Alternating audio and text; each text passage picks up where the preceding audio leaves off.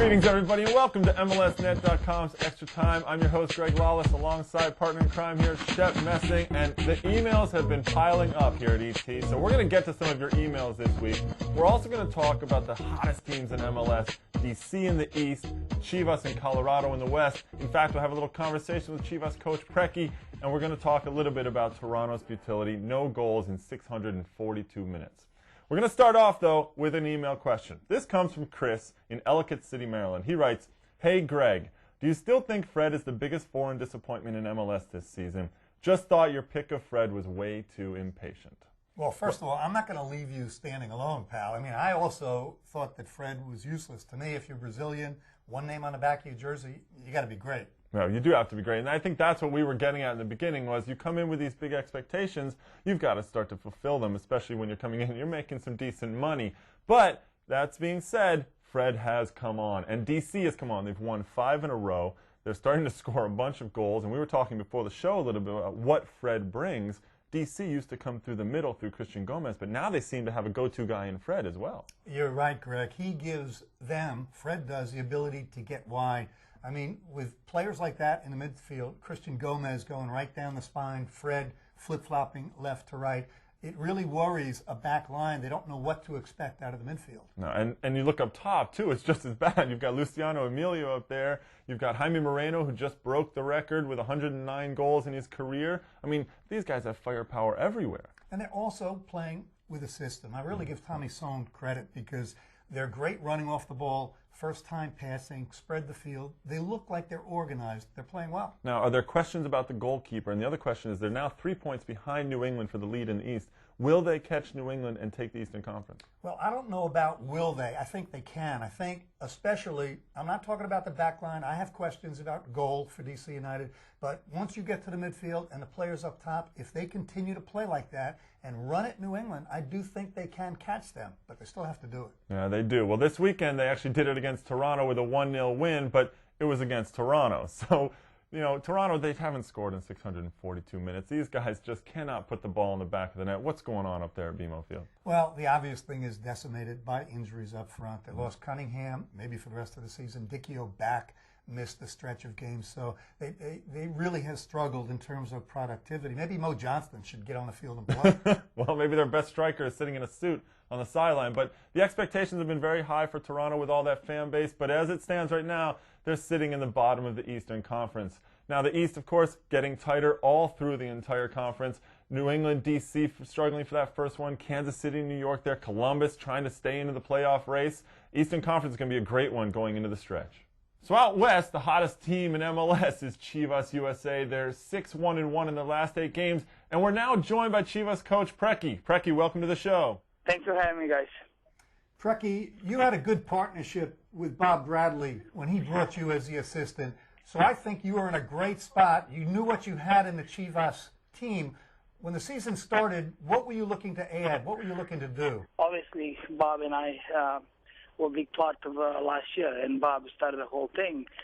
And going to that year, him and I were talking, what do we need for us to get to the next level? And, you know, in off-season, obviously, when I got the job, I started thinking piece here and piece there, and we brought a couple of guys, and you know, guys like Shavar Thomas, Alex Otinka, Paul Nagamura, and they all fit really nice in our team, and they've been pretty good. It's interesting because you are such a scintillating attacking player, and you have a great player up there, Michael Galindo, but it seems like the real heart of this team, the sort of the hard-working guys like Jesse Marsh and Nagamura and players like that, was that a conscious decision to have them in there? Yes, we all have seen Michael Galindo came in and he's done a pretty good job for us. But I think guys like Nagamura, Jesse, Shavar Thomas, guys who do the little work and hard work, and we call it dirty work, not too many see it. And those are the guys, they brought a lot of good things to us as a team.